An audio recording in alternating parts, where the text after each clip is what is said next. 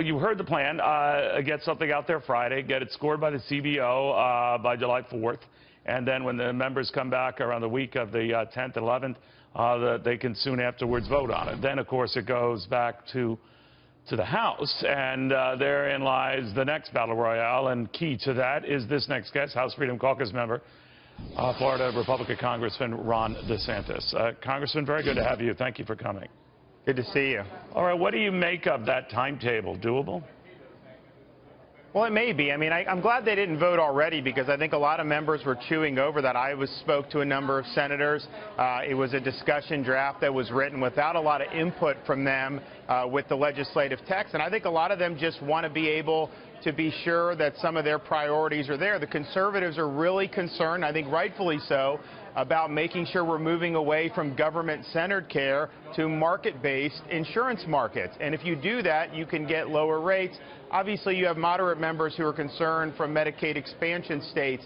But I think that there's a deal to be had over there. And what I've been saying is if they can get 50 Republicans to agree on a product, I think that the House will end up passing what the Senate passes. I don't think you'll see an elaborate, drawn-out conference committee. I think so. That's interesting, because what they're likely to come up with, and I could be wrong, you're far better at this than I am, but that they're trying to win over largely moderate members, right? I mean, of the 9, I would classify 7 of those 9 Republicans as moderate. So you're going to try to win over that?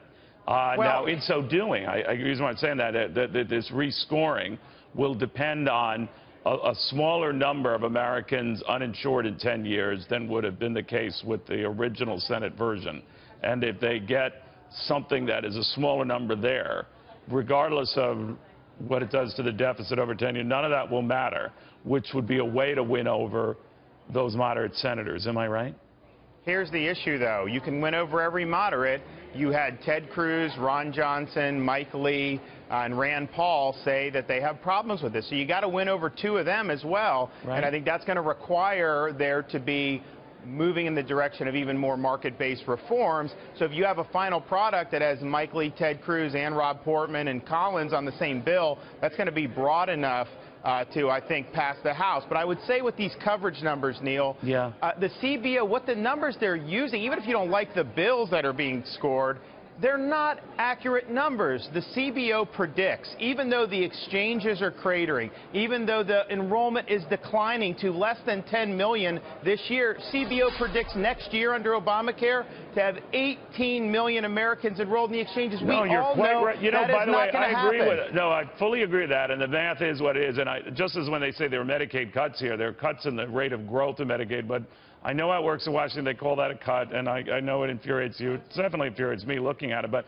one of the things I also realize is that there will still be more Americans covered by insurance in 10 years under even the most draconian Republican plan. It's just not as many as the CBO thinks would be the case if the Obamacare... But the CBO is wrong about what they're saying with Obamacare. They've been wrong on it, yeah, absolutely. But it is, you know how the game is played. That's the only score maker now. That's the score you got to go with.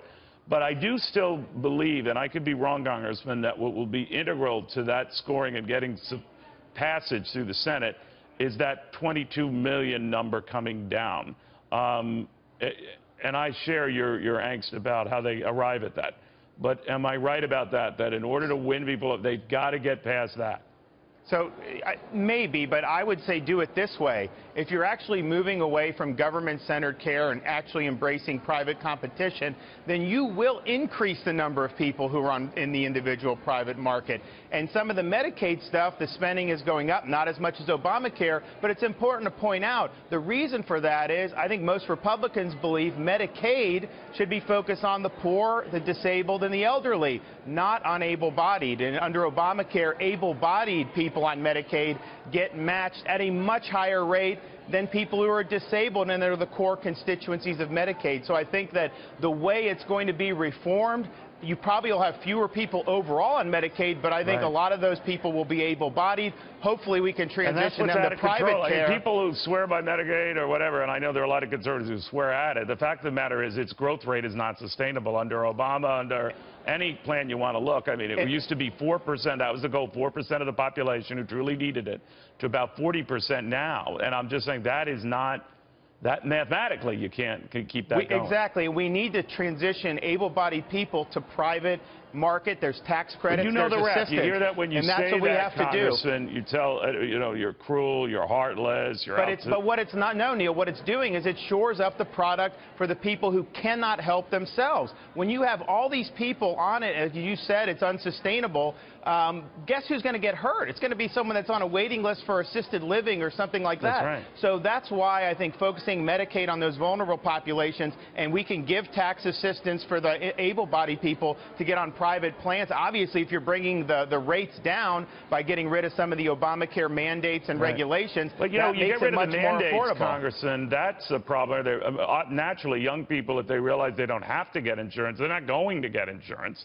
Right? So it stands a reason that few of them will sign up for insurance, right? Well, a lot of them are choosing to pay the penalty because it's much cheaper to pay a $500 penalty. So if you actually are moving in a market-based direction, they can buy catastrophic coverage with maybe an HSA. That's going to be much more attractive to a younger person who's healthy. But what if the Senate comes up with a plan, they get their 50 votes, but you don't like it one bit. Ron DeSantis says this is not a conservative vehicle. This isn't a good product. It got them to 50. But I don't like it. Well, I'll just have to see what it is. But, Neil, I could just tell you this. I want to repeal the whole thing. I think we'd be better off doing that. But I talk to my colleagues. I look at the Senate. We don't have a majority, unfortunately, to do what we had promised, to fully repeal. So that's what I want to do. That's what a lot of conservatives want to do. But, unfortunately, I have to say, okay, where are the votes at? And if this is as good as we can get, I would rather make some progress than not make any progress. You know, that is very pragmatic and reasonable. I like that. Congressman, thank you very, very much.